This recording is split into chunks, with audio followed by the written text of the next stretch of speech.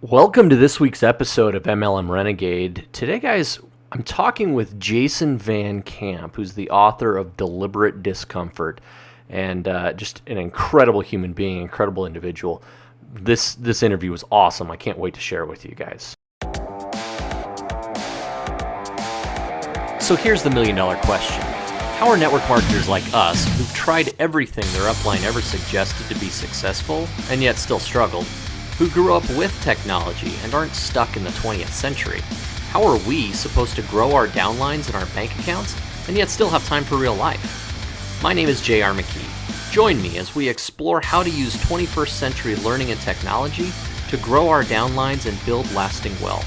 Simply put, this is MLM done different. Welcome to MLM Renegade.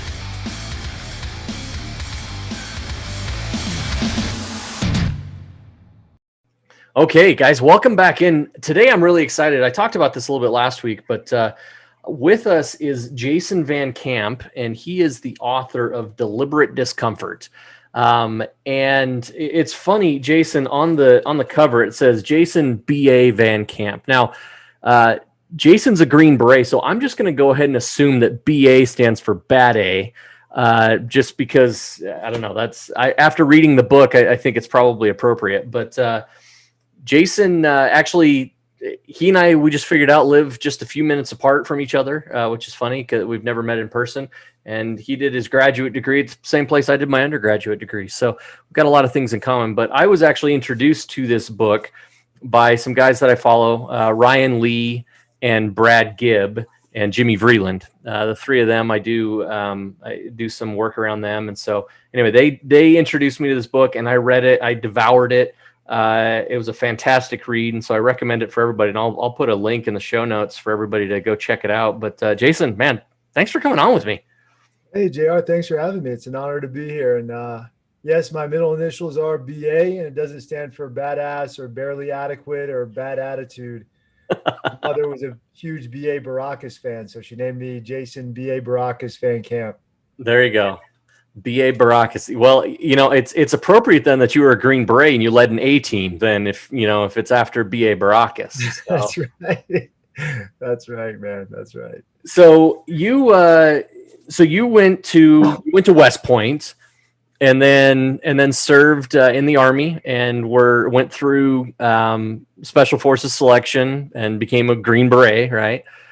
And what the book titled Deliberate Discomfort, right? It talks about being deliberately in a position that makes you feel uncomfortable so that you can, at its core, so that you're more comfortable being uncomfortable, right? One of the things I like to tell my kids, I've got kids from 11 to 20, boys on the end, girls in the middle, teenage girls, give me a run for my money. But through all of that, one of the things I tell them is like, look, you can do hard things. Like, do hard stuff because it's so much more rewarding than not doing hard stuff.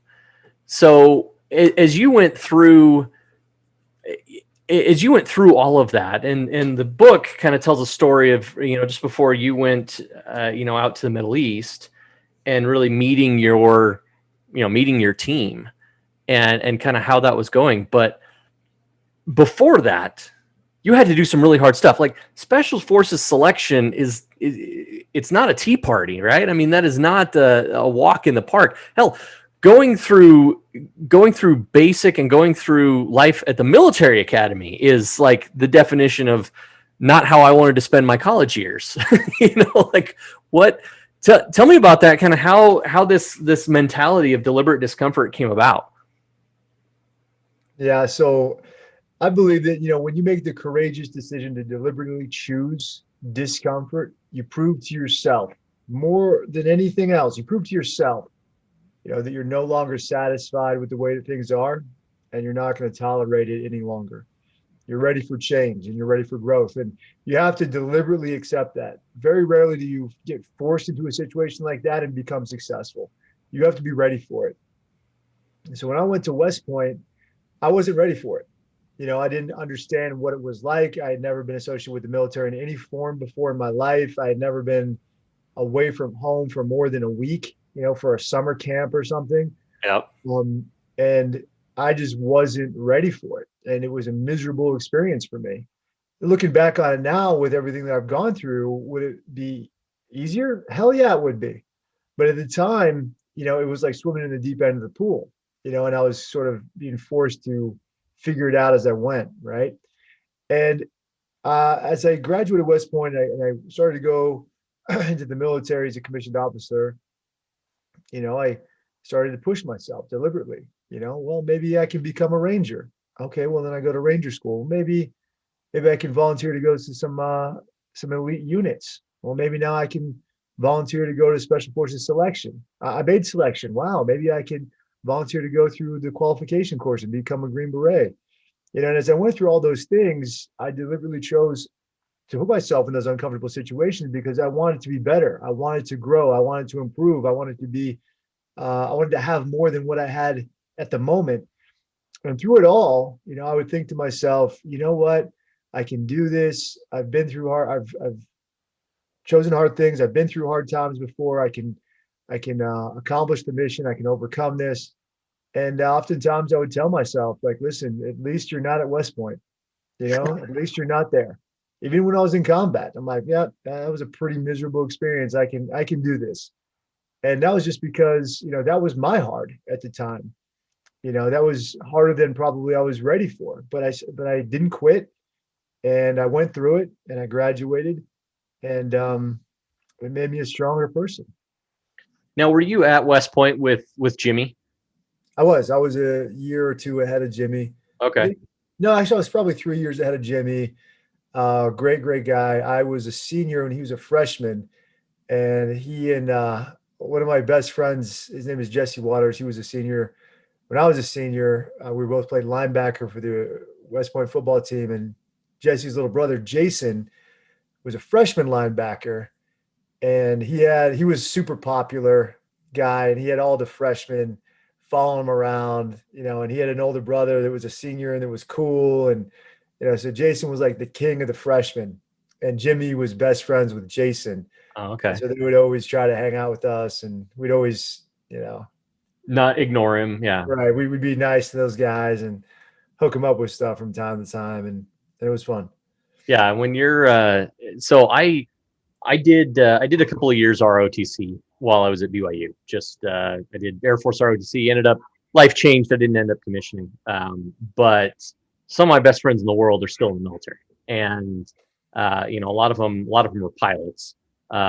Which I'll let you tell all the Air Force ragging on jokes later, but because I know that you've got them. But the one of the things that I remember that talking about you being at West Point, I remember going to the weenie cadet version of boot camp, and how much it sucked. Like it wasn't fun at all, and it wasn't supposed to be fun. But I remember that having some of those, what I would assume anyway, were similar feelings. Is like, why on earth am I here, questioning your very existence? And when you went through all of that, or when you went through selection, for example, let's get into your military career. What was the one thing that maybe tried the limit of that, at least I'm not at West Point mentality? It was different for everybody, Yeah. Going through selection, the Q course, I think no sleep is Yeah. something certainly that's very difficult. I think that the food is also very difficult. There are times when you don't eat anything, and when you're in SEER school, survival, evasion, resistance, and escape, you don't eat for a week. Really is what it comes down to. Eating bugs and twigs. You know, and then carrying very, very, very heavy things on your back, and especially when you're a bigger guy like me, like you kind of get it's kind of assumed that you should carry more of the weight, more of the load, because some of the guys going through are smaller guys, 150, 160 pounds. And, when you're 220 like me, it's like, well, give Van Camp the radio or the M60 or the M240, or put some more stuff, ammo in his ruck. He can take it. And you don't want to say no to that. So you do that. Yeah. Um, and it makes your back feel like it's going to snap. And I've got significant back issues right now because of that. Um, and then I think another part is understanding how to continue to get back up from failure. So they oftentimes, you know, the people going through the program are guys that are overachievers. They're type A personalities, the guys that have been successful in their lives. And so when they're told that they're unsuccessful, or when they're told no, or when they're told that they're failing, a lot of guys don't handle it well, Yeah. you know? And so a lot of the stuff that we go through is specifically conditioned to let us know that life is unfair and you're going to fail. Hey, I just did 120 push-ups. Well, you didn't do them to standard. I'm only counting 3 of them. Get to the back of the line. Well, that's not unfair. That's not fair. You know what I mean? Like some guys would shout and be like, you know, they'd stand up for themselves, and some guys would just shut their mouths and get in the back of the line and just do them all over again and not complain. And that's what they were looking for. It was guys that could just, no matter what life throws at you, you know, just get yourself back up. Yeah. And so now you run your business, right? Which Warrior Rising, or oh gosh, the name's escaping me now. I had it Yeah, right. Mission 60. So I got 2 There you go. businesses. Mission 60 is my for-profit company, and Okay. Warrior Rising is my nonprofit company. And you know, it's been a grind, man. For Mission 60 about 10 years, almost 10 years, and Warrior Rising 5 years. And Warrior Rising First, it's a nonprofit, you know, 501c3, a veteran service organization, and we help veterans and their immediate family members in the most altruistic way I know how. We help them help themselves. We help them find their purpose and community again through veteran entrepreneurship. And Awesome. so we help them create or accelerate businesses. And last year we raised about $1 million and helped 1,500 plus veterans or immediate family members of veterans start their own businesses. We give them a vetting process, education, mentorship, financial assistance, and a community. And that's what we do at Warrior Rising.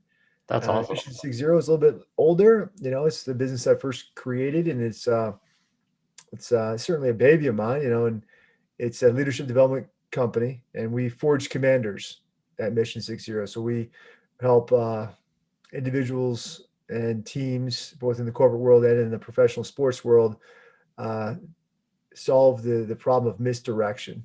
You know, and we do that by merging special operations veterans from the Green Berets and Navy SEALs and Rangers and Marines, wounded guys, some Delta guys, with scientists, PhDs, researchers, experts.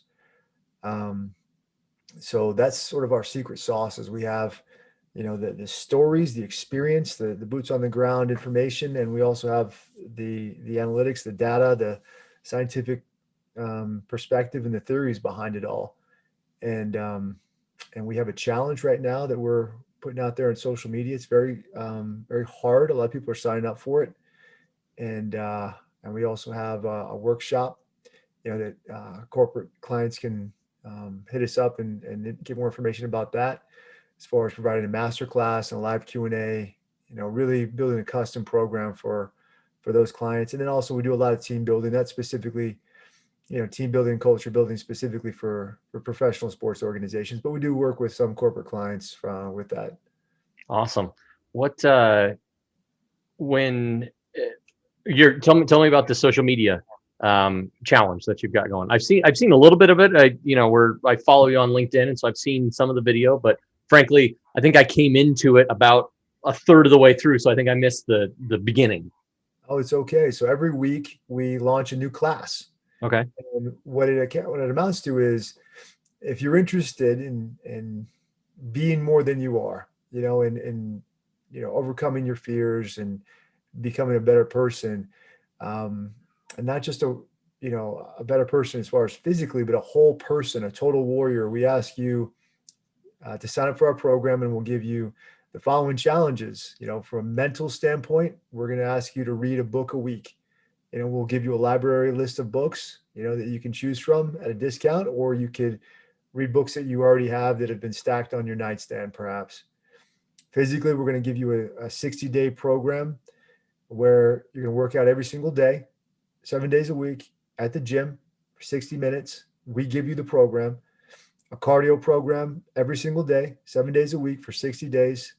We give you the program, and also a nutrition plan, you know, and you can upgrade our package to have meals that are prepared delivered to your front door as well. Spiritually, we have a mindfulness practice, and we have exercises created by one of our members, a retired Navy SEAL commander. And every day you kind of increase your mindfulness ability and skill set.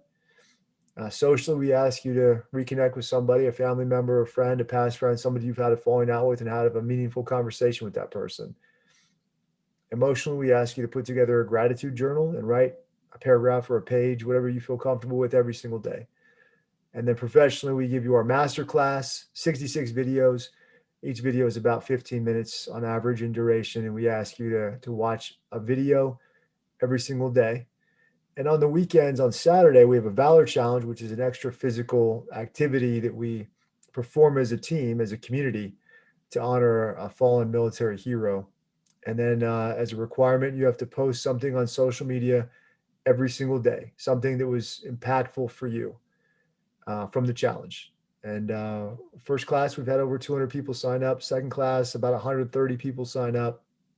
And our next class starts Monday, February 8th, and then every week thereafter. That's fantastic. I'll definitely have to get the info on that. That's one of those kick my own butt sort of things. I love to read. Actually, reading. A couple years ago, I actually read a book a week. I did 52 books in a year, which was an incredible experience. This year, I did that with a lot of Audible because I commuted or whatever else, and so I was listening to a lot of Audible. This year, I decided I wanted to do 24 books, but all physical print books that I had to actually read instead of just listen to. And because I'm a cyclist, so I couldn't spend time on my bicycle reading a book for an hour. I actually have to do it. So a little different challenge for me. So, but I'm definitely going to check that out, and I will definitely share that as well, just because that's awesome. We're coming up pretty close on time here, and I want to definitely be cognizant of that for you. If as you're reaching out, and I know that you've done lots of podcast interviews, and I see the content that you're posting on social media regularly. If you had to break it down to 2 or 3 things that, as somebody was trying to go in and really kind of embrace this deliberate discomfort idea, kind of what are the baby steps getting started, those first couple steps on the journey? Where would you point people to do that? So if I understand correctly, from a holistic standpoint, what would I do, or how would I? So I'll answer both. I'll answer both. How would you advise somebody? Yeah, holistically, what you would do is, get ready mentally. Prepare yourself that you're going to do this. Like I said, a lot of people, my clients, a lot of people ask me, or demand from me, Jason, I need you to motivate me. Motivate me, Jason. And I say, guys, I'm not going to motivate you. I can't motivate you. I can only inspire you to motivate yourself. So all I'm doing right now is planting seeds of inspiration, and it's up to you to motivate yourself. Self-motivation is really the only true kind of motivation, because I'm not going to be there 24/7. I can't hold your hand. I can't be there to get you out of bed in the morning. You have to do that yourself. Yeah. And eventually that motivation hopefully will become a discipline. It'll become a habit for you. And that's when you're really becoming an optimal performer.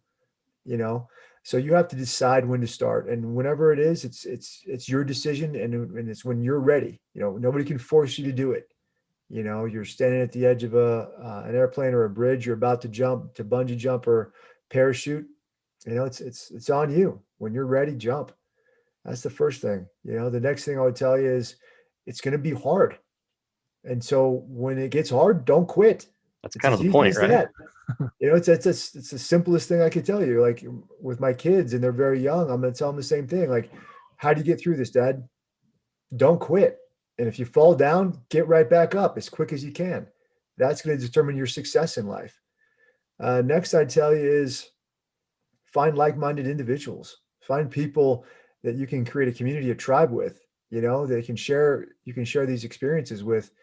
And you'll find that the worse the experiences it is for you, the better the story it is for everybody else. And soon you're going to be seeking uncomfortable experiences or unfortunate situations where it'll make you laugh instead of cry. And then you'll be able to share that with your tribe, and they'll laugh at you and they'll gain something out of it, and you'll bond because of it.